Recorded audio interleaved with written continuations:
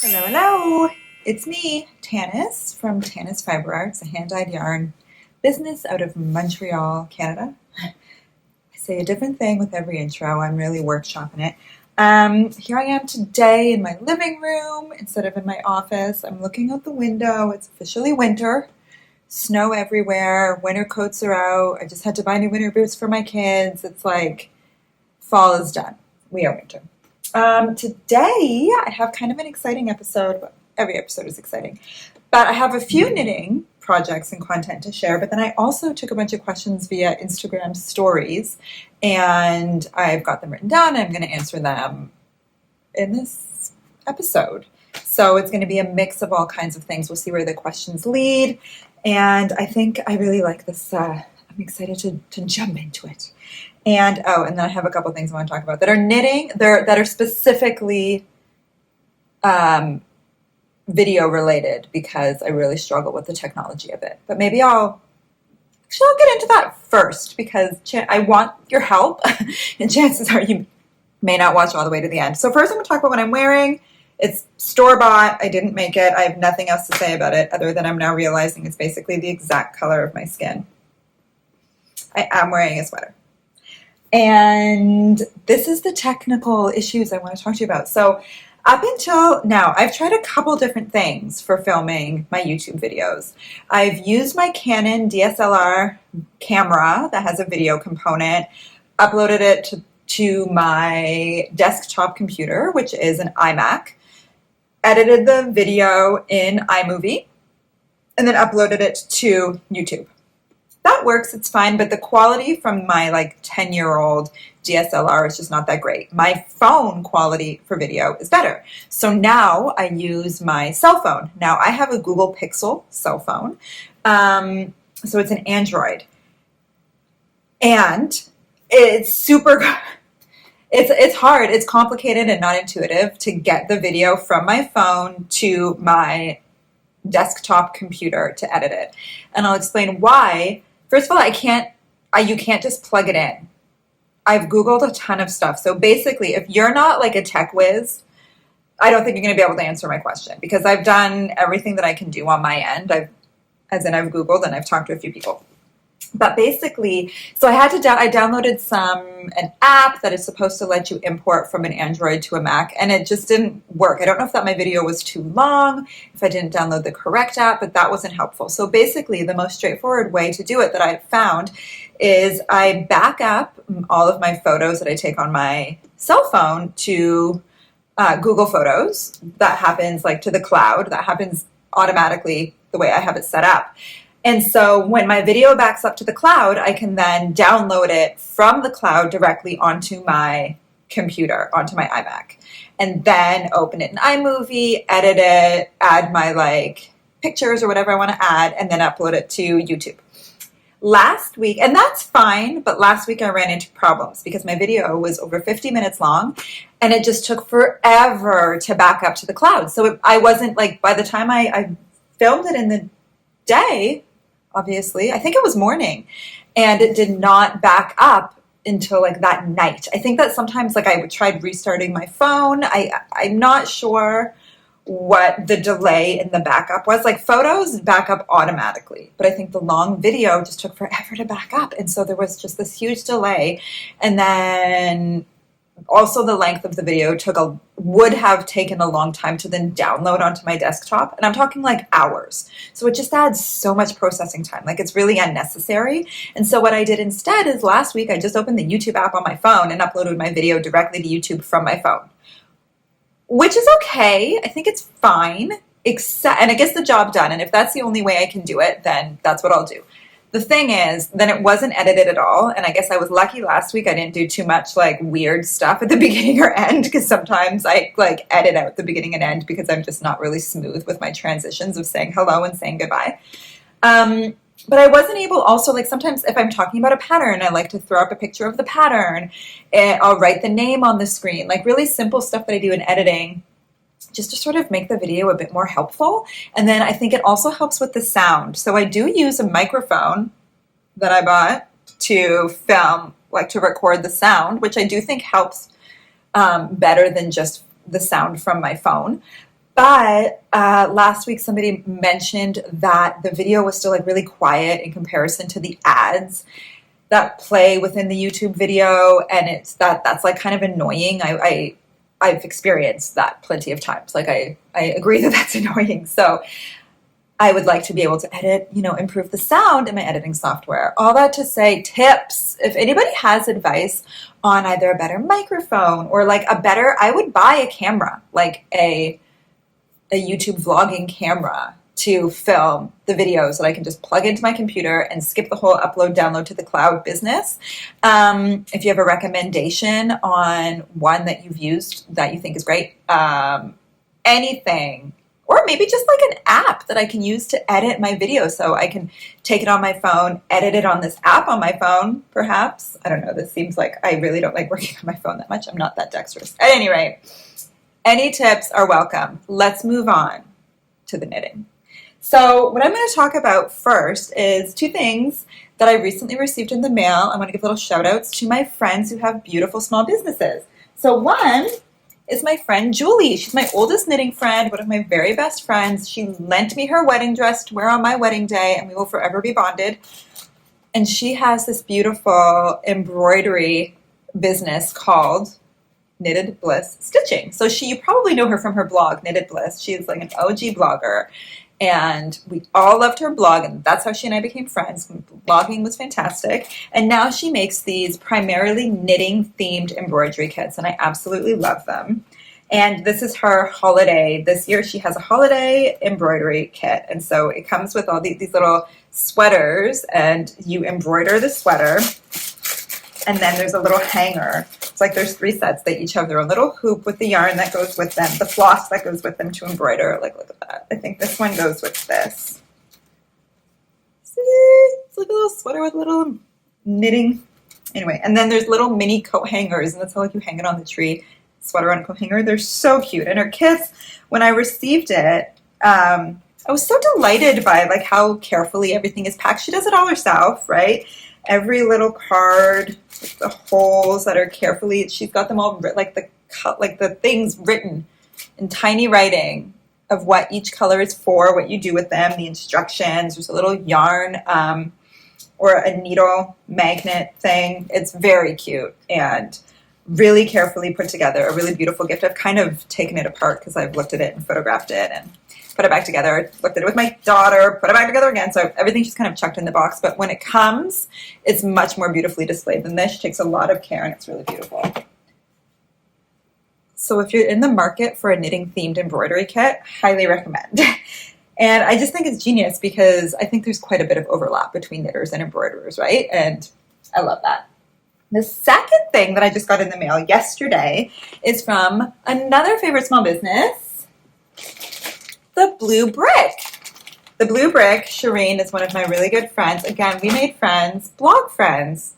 We've been friends for like a decade, where she started commenting on my blog, and she was a customer, and she started her own company, and I'm just so proud of her. She's done so well. She does these really unique, really beautiful gradient yarns. And so I've got 2 yarns from her. I fell in love with this colorway called Blue Jay. And this whole thing is a sweater kit. So I'm just going to sort of show the picture. This is not the best display of it because if you go on her website, you'll see some just beautiful like graphics and illustrations. But you've got all these different components to knit. It's very difficult to knit to dye yarn for a gradient sweater, right? Because you've got to hit the gradients at exactly the right spots. And so it comes with this sheet explaining how to do it, which is really clever. So I'm going to knit a beautiful gradient gray to dark blue sweater. It's fingering weight. Haven't decided what pattern. I have no idea what I'm going to do. A raglan top down. That's the best way to sort of maximize the yardage and to have it all match up perfectly. I might do something super, super simple. Maybe just like a crew neck. Really easy. In fact, I think that's what I'm going to do. It could certainly handle more. Like you could do cables. You could do lace. You could do anything with these. It's just the gradient is so beautiful. And like the simplicity of it just sings. So I'm kind of wanting to just enjoy the yarn. The other thing I got from her is a skein of worsted weight yarn same color. I love this color. It was just like screaming my name. Blue Jay. a skein of MCN worsted weight yarn, and I'm knitting an antler hat by Tin Can Knits. And so I've already begun. I did an extra long ribbing that I'm going to fold under and stitch down for a double brim. Normally I would do the extra long ribbing. When I reach the length that I wanted, I would fold it under and then like knit a cast on stitch with my joining stitch for a round to have that all connected. I just didn't feel like doing that. I was feeling lazy. I wasn't sure with the gradient too. There's always some planning involved. I wasn't 100% certain that I was going to have, I want to use the whole gradient in the hat. I think this is going to work. I've done 2 repeats of the antler cable so far, and I need to do 9. So I've got lots of yarn, but like not so much yarn that I'm not going to hit the gray. So I think it's going to be perfect. And I wanted to fold my rib under rather than over because, again, I don't want to see you get a harsher line of the gradient there because this is darker than this. This is the perfect flow. It's going to be lovely. I just started this last night, and so I might have this finished tonight. I have no plans for this specifically in terms of who is going to get it. It feels like a quick 2-day hat in a beautiful like statement yarn like this would be such a beautiful gift for basically anybody that I need a gift for, that I'm just going to stash this, and 50% chance I just keep it. If I gift it to anybody in my household, then I'm just keeping it. Or if I gift it to, a friend or family member that does not live in my household, then I guess I'm just way more generous than I thought. But I just like to have I do this where I just knit hats that I like, stash them with the intention of having them available to gift when I need a gift, and then I'm too attached to them to gift them. So there's no guarantees. And then there's 2 other projects that I have not started, but that I wanted to talk about because I can't stop thinking about them. I've shared them on Instagram, so I thought I need to share them on the blog, on the YouTube channel. So the first is I wrote it down to make sure I got it. The Drawing Sweater by Tomomi Yoshimoto. This beautiful sweater with really flowy, organic, daisy-shaped flowers in the yoke, but it's not like a repeat. It's like she drew out a sketch of flowers and then stitch by stitch charted it into a yoke. And so there's this beautiful yoke that goes into sparser flowers and then down to a solid color. And I'm seriously considering casting on where this is my Highland DK in Yak, my favorite neutral. This is my organic merino fingering and kid mohair in a colorway called, is it Flamingo is what I called it, I believe. I believe it's Flamingo. Might be Rhodamine. I believe it's Flamingo. And I think that together, this would be the flowers, and this just like the added fuzz of the mohair in the flower. I really love color work with a little bit of mohair. It kind of makes you can still see the motif, but it just makes it really soft. And for an organic pattern, like a fluid pattern like this one, I think it would be really well suited. If you were doing something really geometric and you added the mohair, it really softens it, which would be beautiful, unless what you want is super crisp geometry, So, but if you're going for something really fluid, really organic, the only thing I'm hesitant about is I love this color, the hot pink, and I really like this combo together. I try to make kind of practical choices in the colors that I cast on with. What am I most likely to wear? I just don't know that I see myself reaching for hot pink to wear every day as much, but also I want to have fun, So maybe with the neutral, that's enough. I'm really not that neutral. I'm wearing a neutral sweater today. I'm always trying to sort of define what is my personal style, and what I have determined is that I contain multitudes of personal styles. I don't have just one. I like to wear really bright, colorful things. I also some days like to wear really cool, neutral, classic things. And I think it's fine that some pieces in my wardrobe suit that one vibe, and then some pieces of my wardrobe suit the other vibe. And so depending on how I'm feeling that day, today I went shopping and I was wearing this with the same color, a camel coat over top, blue jeans, and then my really stunning Charlotte Stone sea breeze blue super high platform boots. And maybe I'm not as classic cool as I thought, because it's like from the top I was classic cool, but then I had these super awesome boots on, which really kind of funk it up. Yeah, I'm not just like New York chic. I'm definitely not. I do like color, and I do like to have a pop of fun. So perhaps like doing something, and I really don't have anything hot pink, so that's why I'm having a hard time deciding, do I wear hot pink? I think I'm having a hard time also because it's not that I'm worried about it with my complexion. I love cosmetics and I wear makeup every day almost. But I really have a hard time not matching my eyeshadow to the outfit that I'm wearing. And I'm like, do I really want to wear hot pink eyeshadow? I know I don't have to do that, but it will be hard for me not to. And so I'm just trying to prepare for these future decisions that I'm going to have to make. But you know what? Like, the more I look at it, the more I love it. So look forward to seeing this. These are just projects that I plan on starting sort of at some point in the future.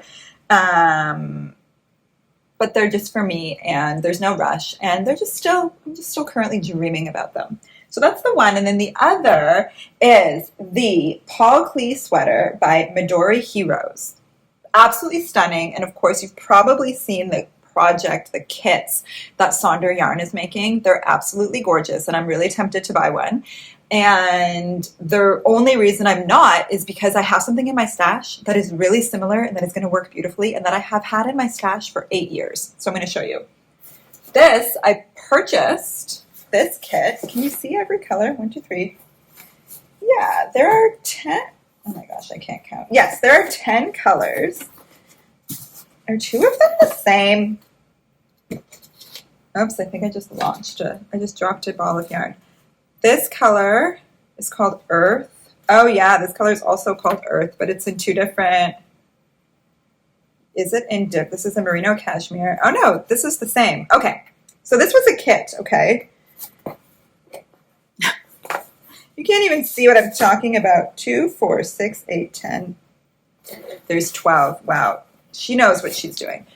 There are 12 skeins, 11 colors. Look, when you see them out of order, they are less inspiring to me. When they were all in like rainbow order, they really sing. The pattern, I think there's more colors. I think it's like 18 colors. 18 colors for the size, the smaller range of sizes, which is what I would need. So there's room here for me to add. Now that I realize 2 of them are the same, but I have 11 colors, I need 7 more. So I can pull 7 colors from my collection, from my stash, my own yarns, whatever, to make a 18 color beautiful rainbow with this. And these yarns are stunning. Okay, this is by Sunday Knits. I have 2 different, it was a kit that I bought to knit a beautiful striped sweater. If I can edit, I will put up a photo. If I cannot, I will put a link in my description box. And there's 2 different yarns. This one is 100% finest merino. It's called the Eden blend, and this one is called Angelic, and it is 75 merino, 25% angora. Wait, but then this one is called Nirvana, 92% merino, 8% cashmere. So there's actually 3 different yarns. Are there 4? No, there's 3 different yarn bases, but they are all, I'm going to call them fingering. Yeah, 246 yards and 50 grams. They're all fingering weight yarn. Which will work for the pattern and which works with a ton of, like, I have so much stash in this. They're the beautiful, really, really soft, really, really beautiful yarns. And I have had this for 8 years. I still love that striped sweater, and I definitely have enough yarn here in this kit to knit a striped sweater and to knit a colorful yoke, because I will use not a ton of each of the colors for the yoke. So that is my plan for this. Maybe this afternoon I'm going to figure out what the other missing colors are that I need, because I'm definitely going to need a blue. I feel like maybe something brighter, because these are pretty pastel-y, but there is a nice blend. Like, I do like the earthy color, this earthy color, literally called Earth. These are colors that I don't like. This type of range is things that I don't personally have in my Tans Fiber Arts collection, really. Kind of peachy, really desaturated tones, which is really what I do so much. So adding some of my saturated tones, adding some of my blues, this is going to be really perfectly me. I love the Sonder yarn kit. if you don't already have this, or you don't already have, 18 different colors that coordinate beautifully for your yoke, I think the kits are fantastic. But I feel like this is just like an added challenge for me, and it's a reason to finally use this yarn. I would need to pick a main color as well. Of course, I'm like, there's so many options. Once I get my palette together for the extra skeins that I'm missing for the yoke, then I think it'll become more clear what I want my main color to be. I tend to prefer dark colored colorwork sweaters. I find them more modern. So I have two colorwork yoke designs, my Christmas in July, and my sample is really bright colors all around the yoke and then black for the body. And then I have my Luminosity sweater, really bright colorful yoke, and then Chris Gray, a light gray for the body. Chris Gray or Smoke? Really light neutral gray. And I wear my Christmas in July black colorful sweater a lot more. And I think it's because it's something about it feels more modern, more edgy. And it's like, if you're going to wear a traditional Fair Isle yoke, I like to have like a little bit of edge. I'm very edgy. I wish. So that is my plan for that. Obviously, that's still a work in progress. Like, I haven't got it all, the details ironed out yet, but I'm going to work on that. I'm quite excited because that yoke, I'll knit that up in like 2 evenings, because once I start knitting color work, it's so hard to stop. Both of those, actually, because they're sort of patterned motif, all the excitement is in the yoke, and it's like, you get really excited about it and it's hard to stop. So those are the projects that I'm looking forward to casting on. I don't have any specific holiday knitting planned. Last week I said, oh, maybe I'll get together a plan for my holiday knitting and talk about it. There's still time. There's still lots of time, because hats, mitts, like quick knits are easy to do last minute in the month of December. But yeah, I just haven't really gotten there. I need to knit. I would like to knit my son, my 9-year-old, a new sweater, because he wears sweaters every single day and he's growing all of his sweaters. He is definitely going to be bigger than me by the time he's 11 or maybe 12. He's not taller than me or bigger than me now, but like he can definitely wear my clothes. Like, we share shoes. We don't share that many clothes. He couldn't wear my pants. We could share t-shirts. I've worn his t-shirts. He's worn my t-shirts. They got mixed up in the wash, and I'm like, you look cute. That's my shirt. Watch it. But anyway, I'm ready. Oh, so I want to knit him a sweater, but I have no concrete plans. I really like making for him my City Limit sweater. That's just a crew neck, like sweatshirt style sweater. I come to my wall and I'll pick just a couple colors, knit it striped, and it'll be fantastic. He wears the one that I made him, I think it was just last fall, I made him one. And every time he wears it, I'm like, that's a great sweater. I just love it. So I might make him sort of like a one size up, a reboot of that, because he wears it a lot. So comfortable, so easy. And it's a quick knit. It's worsted weight yarn. So that could happen before the holidays, but I am not making any promises. So then let's get to some questions. Okay, so I've got a piece of paper down here. That's why I'm like looking, because since I'm filming with my phone, I can't look on my phone at the questions that you submitted via Instagram, right? So I wrote them down, and I'm going to go in chronological order. I may not answer them all today, but then I'll save them for next week. And they're a mix of personal and work. So number 1, who is Stella's favorite family member? You know what? The first 2 questions are dog related, so I'm going to answer them together. Who is Stella's favorite family member, and how did you come to choose a Whippet? So Stella is our 15-year-old Whippet, and her favorite family member is probably tied me and Chris. She loves her mom and dad. She is really lovely with the kids, but she prefers her mom and dad. She's better with Rowan. She loves sitting with humans. She loves being warm. So she lies in her bed with a blanket on top of her most of the day, winter or summer. She needs a blanket on her. And she loves in the evening when I'm lounging on the sofa, watching TV or knitting or whatever I'm doing, she comes and sits in my lap. Like she's a lap dog for sure. And for a long time, she wouldn't sit in the kids' laps because they're so squirmy and they just don't have the same size lap. It's not quite the same. But now she'll sit with Rowan because he's 9 and I think she can sense that he is not as likely to do any sudden movements. Like he can sit calmly and read a book or watch TV or whatever, and so she'll sit with him. She doesn't sleep with any of the kids. She sleeps with and Chris in my room. So she really, and she's still not, like, I've tried a couple times to get the kids to take my 9-year-old to take her for a walk, and she doesn't fully trust it. She doesn't want to go out with him. She wants an adult with her. So she knows what's up. And how did we choose a Whippet? So as I say, 15 years ago, Chris and I wanted a dog. Chris is a dog person, very much a dog person. Like, he's on the floor with dogs. If you have a dog, I can't imagine Chris not having a dog. He really loves dogs. Okay, he grew up with dogs, and he was sort of like the main person who took care of his dogs and his family when he was growing up. His family may contest that, but he stands by it, and I believe him. And he is the one who takes care of Stella the most in our house as well. So maybe Stella prefers him. Maybe he's her favorite. But I still think it's a tie. At any rate, and we were living in an apartment. We had certain considerations. Like we wanted to make sure that we got a dog that would be well suited to our lifestyle at the time. It was before, TFA had started, but it wasn't our full-time job. We still were leaving the house for other jobs, and I don't know why. I think we must have seen one in our neighborhood. There was maybe somebody walking one. Listen, we didn't do like an insane amount of research. We saw a dog that we liked.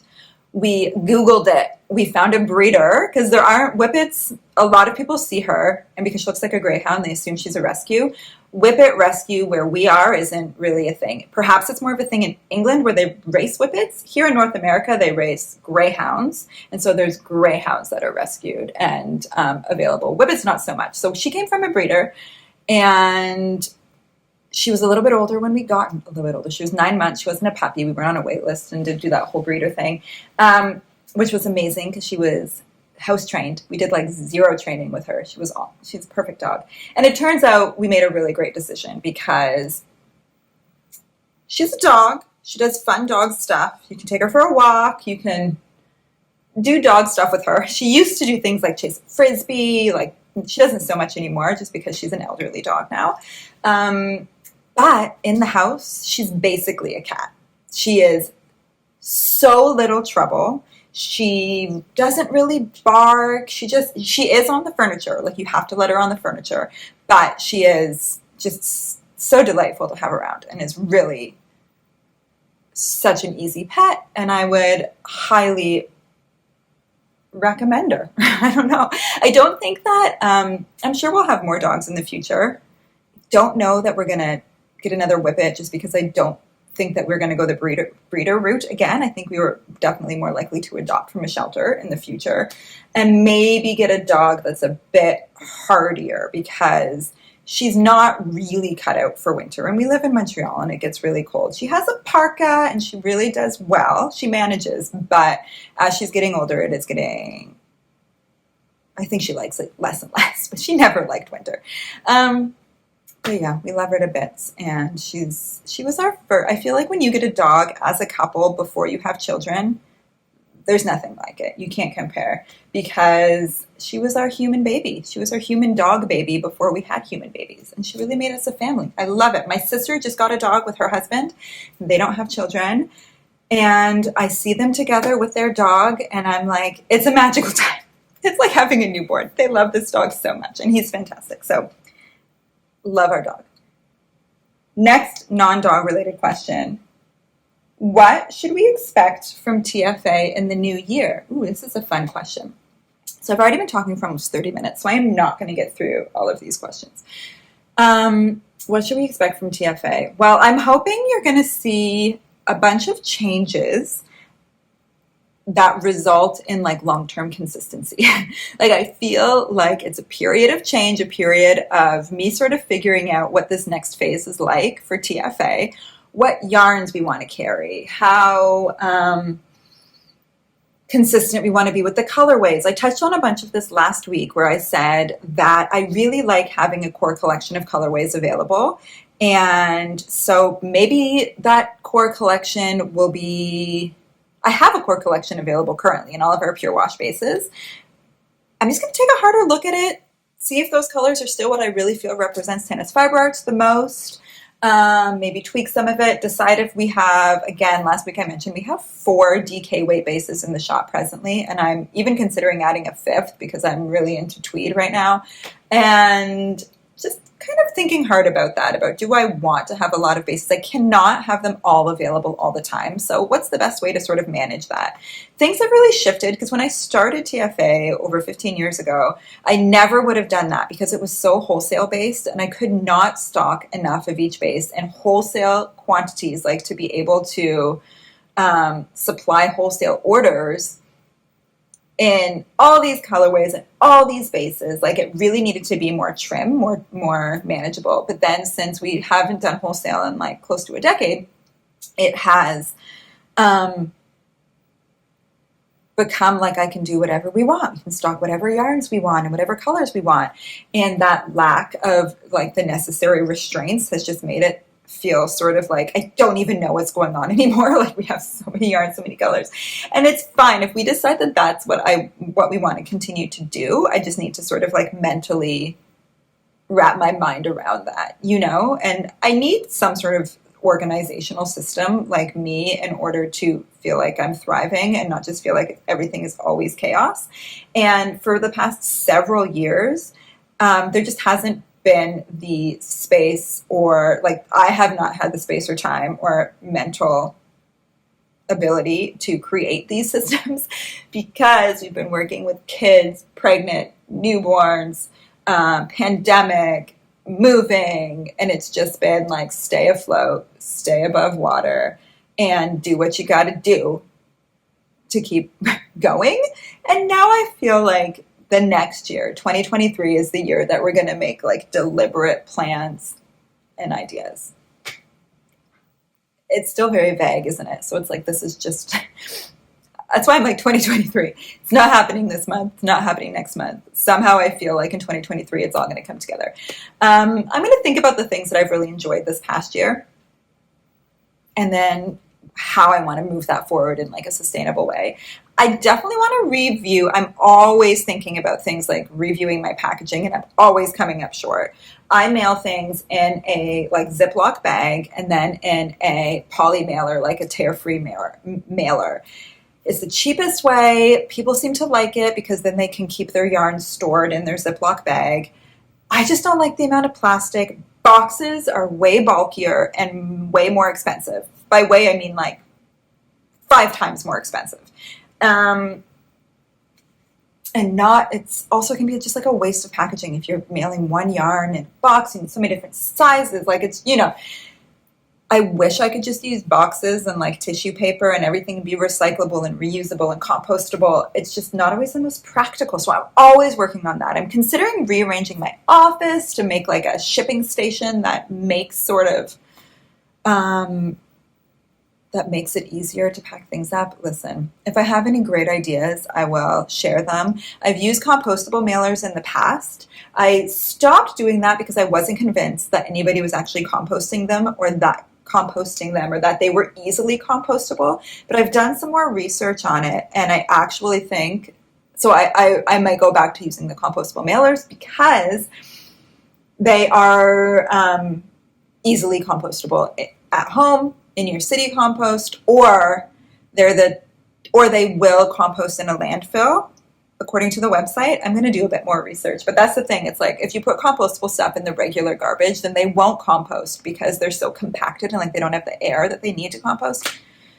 I think that the compostable mailers claim that they can do that. So I don't know. And the compostable mailers, while they're great, they're not as easily reusable because they're not quite as sturdy as just the mailers that we currently use are made from 100% recycled material and are 100% recyclable. Now, again, recyclable in as long as, you're dividing your recycling and your city is dealing with your recycling properly. But they're easily reusable because they're really quite sturdy. You can turn it inside out, use it again. They have a double perforated like sticky strip.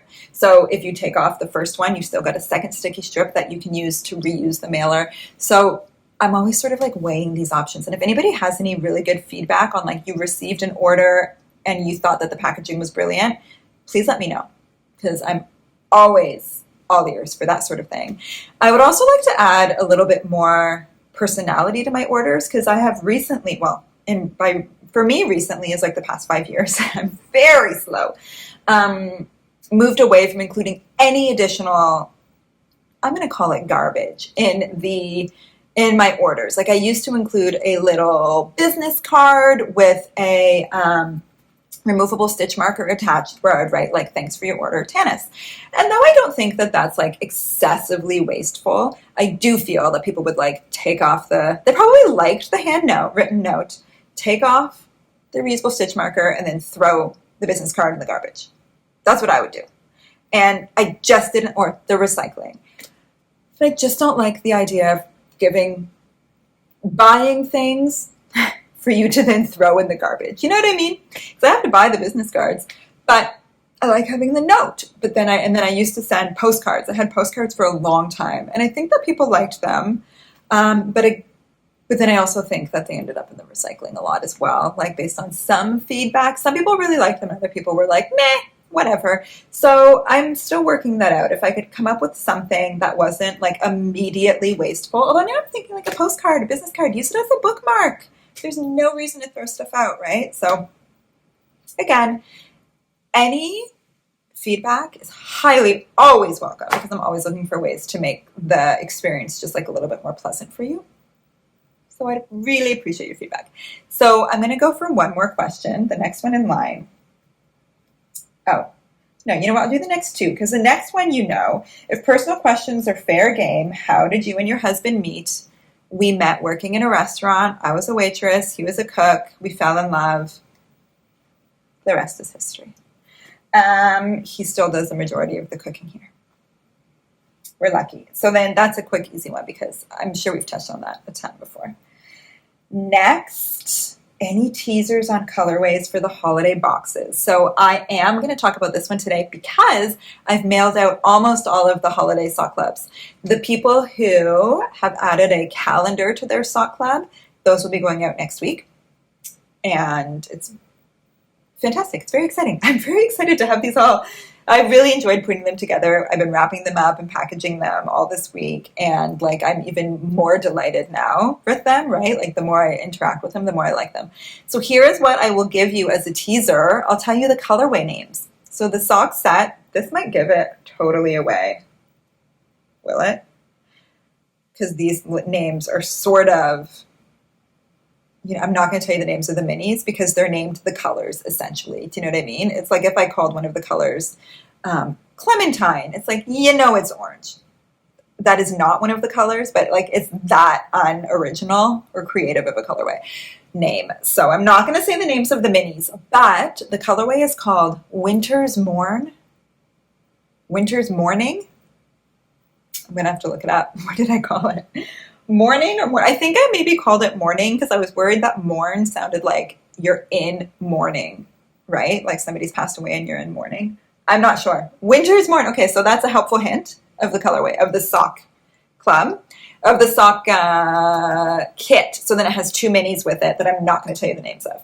Then the purple label cashmere sock is called Blackpink, because I recently watched a documentary on Netflix about the K-pop group Blackpink, and I'm in the zone, and I named a color Blackpink. Spoiler, it is not a black/pink colorway. Woo! Perhaps it features a little bit of each of those colors that inspired it, the name, but the name did not inspire the colorway. Let's just put it that way. Third, the skein of super soft merino, which is exclusive, which is new to the club. Like nobody has ever used it before, but it's just like a really, really soft 100% merino yarn, is called Candlelight. And then the skein of tweed sock is called Longest Night. I don't know if that gives anything away. If you have any guesses about what the colorways are, add them in the comments, because wouldn't that be fun if you guessed what the 4 colorways are? Like, what does Candlelight look like? You tell me. So that's going to be it for today, guys. I have more questions for next week, so this is fun. And maybe I'll have like one of my sweater ideas. They're not ideas. My new cast-on hopes started for next week's episode. Which one are you more excited to see? The Paul Klee or the, what are they called? Paul Klee or drawing sweater? The flowers or the chunks? Both are going to be stunning. Maybe I'll cast on both. Maybe I'll cast on none. But I'm excited. Thank you very much for watching. Subscribe, like, follow me on Instagram. I feel like these are things that you need to wrap up a video with. So have a great rest of your day.